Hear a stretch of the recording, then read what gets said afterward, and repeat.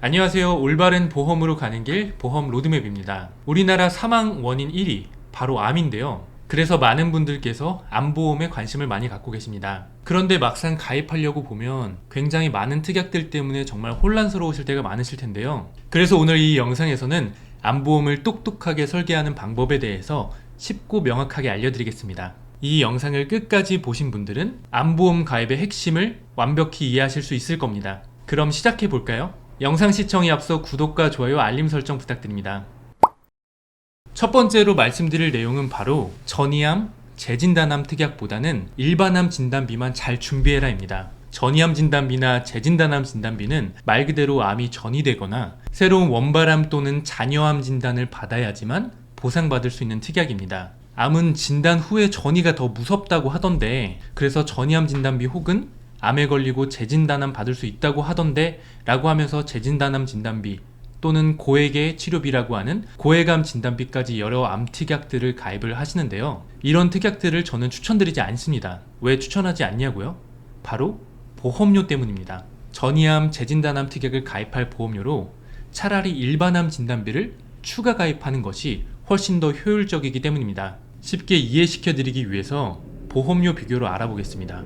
예를 들어 40세 남성 기준으로 일반암, 재진단암, 전이암 진단비를 각각 1,000만원으로 20년 납 90세 만기로 설정했을 때 일반암 진단비는 약 15,000원, 전이암 진단비는 8,800원, 재진단암 진단비는 28,000원입니다. 보험료를 비교해 봤을 때 일반암 진단금과 전이암 진단금의 보험료 차이가 약 6,200원 정도이고, 전이암 진단금의 경우에는 물론 회사마다 조금씩 다르겠지만 한도 또한 일반암 진단금에 비해서 조금 낮습니다. 그래서 암 진단금 1,000만원 가입하시고 전이암 진단비 1,000만원을 가입하시기보다는 일반암 진단비 2,000만원을 가입하시는 게 훨씬 더 효율적인 겁니다. 재진단암도 마찬가지입니다.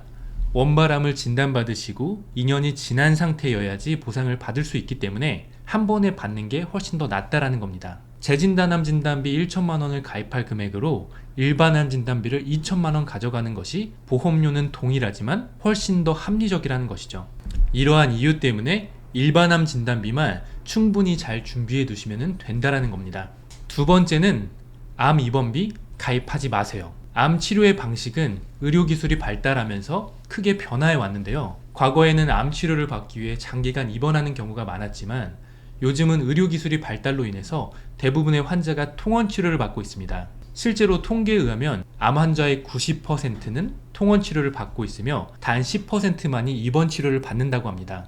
이처럼 암 입원 치료의 비중이 줄어들면서 암 입원비 특약보다는 통원 치료 보장을 강화하는 것이 더욱 합리적입니다. 이것도 보험료로 한번 살펴볼까요?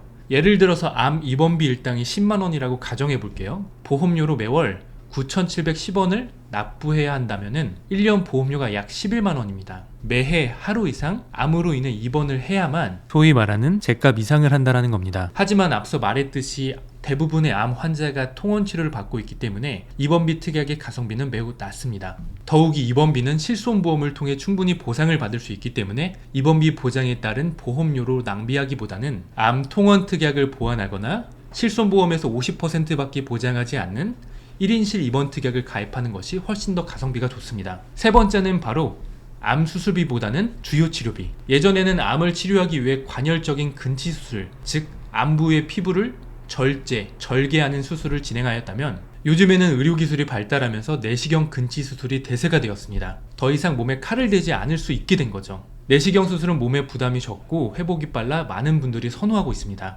또한 급여 암 수술의 경우에는 산정특례제도를 통해 병원비의 95%가 지원이 됩니다. 반면에 비급여 수술들은 모두 환자의 사비로 부담해야 돼요. 실제로 저의 고객님 중에도 얼마 전에 자궁 악성종양 근치 수술을 했는데요. 로봇 다빈치 수술로 진행을 하셨고 병원비가 무려 1,200만원이 나왔습니다. 암 수술비 특약만 넣어놨는데 만약에 로봇 다빈치 수술이나 레보아이 수술을 진행했다고 한다면 보험금을 지급하지 않습니다. 자, 그렇다면 시청자분들이라면 만약에 수술의 선택권이 주어진다고 한다면 예후가 좋은 친의료기술을 선택하지 않을까요? 이러한 측면에서 암 수술비 특약을 추천드리지 않는데요. 그렇다면 어떤 걸로 보완을 해야 할까요? 대안이 있을까요?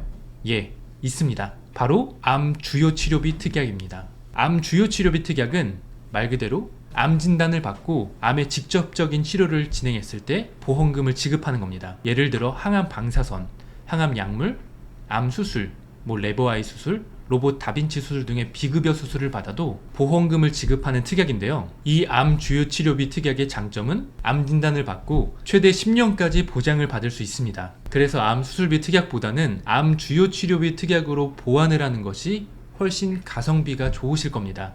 두말 말고 가격 비교로 한번 보여드릴게요. 암 주요 치료비 특약 1천만 원에 23,570원인 걸 볼 수 있으시고, 그 외에 암 치료비, 암 수술, 다빈치 로봇 수술, 항암 방사선, 항암 약물, 표적 항암 약물 허가 치료, 비급여 표적 항암 등의 특약을 부과했을 때 총 보험료가 26,490원인 걸 보실 수 있습니다. 자, 이처럼 이 여러 가지 특약들을 다 넣으시는 것보다는 암 주요 치료비 특약만 하나만 부과했을 때 훨씬 더 보험료가 합리적인 걸 보실 수 있습니다. 지금까지 암보험을 합리적으로 설계하는 방법에 대해서 알아봤는데요. 오늘 제가 드린 솔루션의 핵심은 암 진단비는 일반 암 진단비에 더 집중을 하고, 암 입원이나 암 수술 특약 같은 보장보다는 암 주요 치료비 특약 하나로 보장을 강화하는 것입니다. 그래야지 비용 대비 효과를 극대화해서 실질적인 대비를 하실 수 있으실 겁니다. 사실 영상을 다 보신 후에도 나에게 암 진단비는 얼마가 적당한지, 작년에 새롭게 출시된 암 주요 치료비 특약은 무엇인지 많은 궁금증이 있으실 수 있는데요. 고객님들의 병력에 따라서 보험료는 달라질 수 있습니다. 내 암보험은 잘 가입해 있나 한 번쯤은 확인이 필요하신 분들, 혹은 보장을 더 강화하고 싶으신 분들은 주저 말고 보험 로드맵으로 문의 주세요. 친절하고 꼼꼼한 상담을 통해서 맞춤형 설계 최선을 다해 도와드리겠습니다. 끝까지 시청해주셔서 감사합니다. 본 광고는 생명보험 광고 심의 기준을 준수하였으며 유효기간은 심의 결과 통보일로부터 1년입니다.